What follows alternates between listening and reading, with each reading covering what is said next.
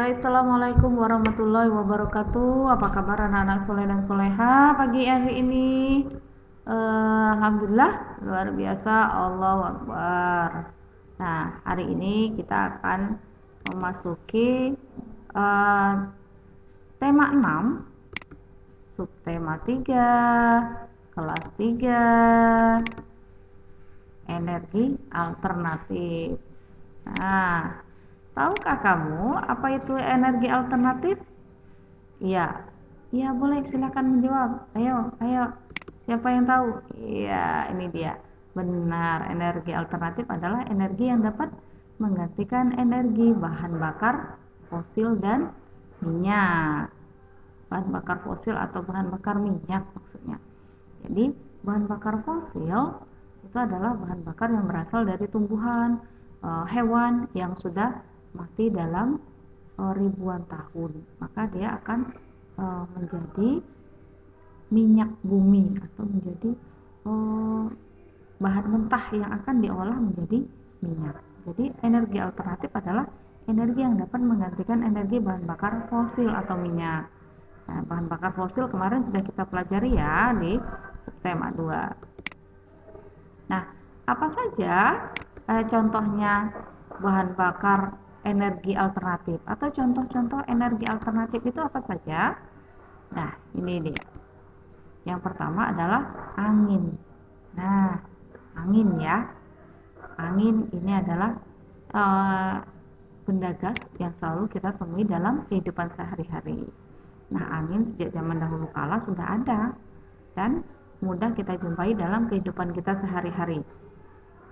Angin kita butuhkan baik dalam bernafas maupun dalam kehidupan kita sehari-hari. Nah, angin jika sudah mempunyai kekuatan yang sangat besar, angin ini mempunyai kekuatan yang sangat besar dan kita harus kelola dengan baik. Jika kita tidak kelola, kekuatan angin ini bisa merajalela. Kekuatan yang merajalela seperti apa? Nah, jika sudah terjadi angin yang ngamuk, menjadi angin topan. Nah, kalau sudah menjadi angin topan, maka apa yang ada di depan angin itu maka akan diangkat semuanya, akan berhamburan. Pohon-pohon akan tercabut, rumah-rumah yang ada akan menjadi hancur semuanya. Nah, maka dari itu kekuatan angin yang sangat besar ini bisa kita kelola menjadi pembangkit listrik tenaga bayu atau disingkat dengan PLTB. Nah, di sini merupakan energi alternatif yang bisa kita gunakan sebagai pembangkit listrik. Nah, ini di sini contoh. Pernah melihat gambar seperti ini, Nak? Ya, gambar ini adalah kincir angin yang sedang mengumpulkan kekuatan angin untuk dijadikan sebagai energi listrik. Selanjutnya, air. Nah, air juga merupakan energi alternatif yang bisa kita gunakan untuk membangkitkan listrik. Nah, PLTA singkatannya. Jadi kalau di Kota Jambi tidak ada ya. Tapi kalau dari Sumatera itu ada di wilayah Sumatera Barat, itu membangkitkan tenaga listrik dari Danau Singkarak. Nah, karena aliran angin yang sangat besar dapat menghasilkan energi listrik. Nah, di sini contohnya. Ini contoh generatornya yang akan menghasilkan listrik dibantu dengan kekuatan air tadi. Nah, berikutnya adalah energi alternatif yang berupa matahari. Ada matahari. Pernah melihat matahari? Pernah merasakan matahari? Iya, pernah. Apa rasanya matahari? Sinar matahari apa rasanya? Panas. Betul. Nah, kekuatan panasnya ini adalah kekuatan yang terbesar yang ada di muka bumi ini. Nah, kekuatan matahari bisa kita gunakan, kita manfaatkan juga untuk menghasilkan listrik tenaga surya. Contohnya apa ya? Nah, ini lihat. Di genteng rumah orang ini ada ditambahin dengan pelapis baja warna biru. Ini namanya panel matahari. Jadi panel inilah yang diletakkan di atas genteng. Dia akan menyerap energi matahari yang nanti akan dirubah menjadi energi listrik.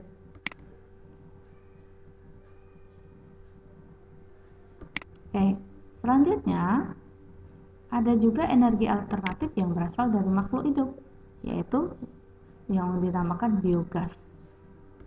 Biogas ini dihasilkan dari kotoran hewan. Jadi kotoran hewan itu dikumpulkan ke dalam satu tabung atau ke dalam satu kotak besar. Nah, nanti setelah dikumpulkan itu dibelikan pipa. Nanti kotoran hewan ini mengandung gas. Jadi gasnya itu yang akan dialirkan melalui pipa-pipa dan bisa digunakan sebagai bahan bakar untuk memasak. Nah, ini seperti yang dilakukan oleh ibu ini. Jadi kotoran hewan tadi, gasnya dialirkan melalui pipa, diletakkan ke dapur, kemudian disambung kepada kompor gas. Nah, nanti ini akan menjadi kekuatan panas yang akan bisa memasak makanan yang dibawa oleh ibu ini. Lalu yang kedua, biodiesel. Biodiesel ini bahan bakar yang berasal dari kelapa sawit atau minyak jarak. Biasanya bahan bakar ini digunakan untuk mengisi bahan bakar kendaraan, bisa mobil, bisa motor. Nah, sekarang sudah ada namun masih langka sifatnya. Nah, kemudian yang ini briket. Briket ini namanya kompor briket. Briket itu adalah bahan bakar alternatif yang berasal dari arang kayu maupun arang batok. Nah, arang kayu bisa digunakan untuk memasak. Jadi kita tidak tergantung kepada gas. Jika ada gas langka, maka kita tidak perlu khawatir karena kita punya briket. Nah, briket ini juga biayanya sangat murah sekali. Nah, briket bisa terbuat dari arang kayu, bisa terbuat dari arang batok. Nah, satu kotak ini biasanya mampu digunakan untuk memasak selama 2 jam. Lebih murah kan? Nah, kalau tabung gas berisi 3 kilo harganya 18.000. Kalau arang batok ini satu kotaknya paling sekitar 2.000 atau 3.000 saja per kotaknya, kemudian mampu untuk memasak selama 2 jam. Nah, baik, selanjutnya kita muatan kepada matematika, yaitu menghitung lama waktu kegiatan. Nah, kemarin ini cuma sedikit mengulas saja pemahaman antum karena di subtema 2 kemarin kita sudah belajar menghitung lama waktu kegiatan ya. Nah, contoh, Wisnu berangkat ke sekolah pukul 6.30, sampai di sekolah pukul 6.45. Berapa lama perjalanan Wisnu ke sekolah? Nah, kita lihat penyelesaiannya. Jadi lama waktu sama dengan waktu sampai dikurang waktu berangkat. Nah, waktu sampainya pukul 6.45. Waktu tiba di sekolah pukul 6.30. Maka langsung saja kita kurang, hasilnya adalah 15, berarti 15 menit. Oke, paham ini ya, karena kita tinggal mengulang saja. Nah, selanjutnya kita lihat contoh berikutnya. Ayah pergi ke kantor pukul 6:25 menit. Tiba di kantor pukul 7:10 menit. Berapa lama perjalanan ayah ke kantor? Nah, lihat, perhatikan ini kuncinya. 6:25 sampai 7:10. Bagaimana penyelesaiannya? Lama waktu sama dengan waktu sampai dikurang waktu berangkat. Waktu sampai Waktu sampainya 7:10. Waktu berangkatnya 6:25. Nah, bagaimana menyelesaikannya?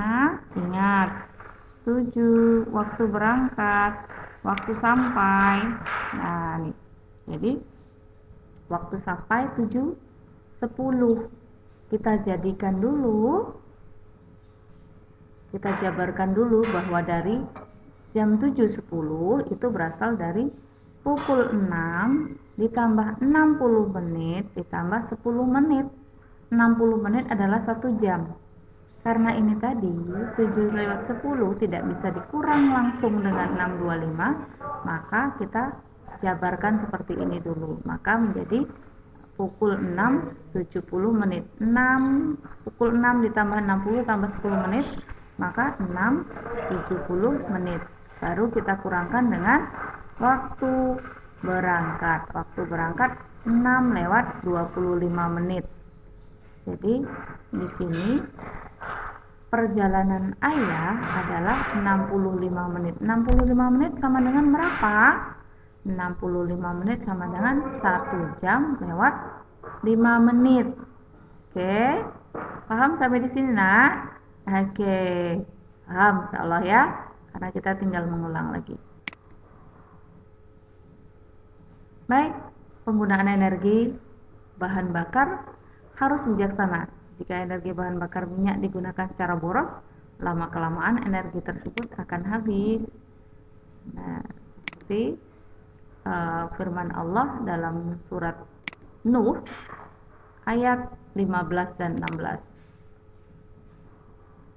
A'udzubillahi minasyaitonirrajim. Bismillahirrahmanirrahim. Alam tarau kaifa khalaqallahu sab'a samawatin tibaqa. Yang artinya, tidakkah kamu memperhatikan bagaimana Allah telah menciptakan 7 langit berlapis-lapis? Dalam ayat 16, wa ja'alal qamara fihinna nuran wa ja'alash syamsa siraja. Nah, wa ja'alash syamsa siraja. Dan di sana Dia menciptakan bulan yang bercahaya dan menjadikan matahari sebagai pelita yang cemerlang. Wa ja'alash syamsa siraja.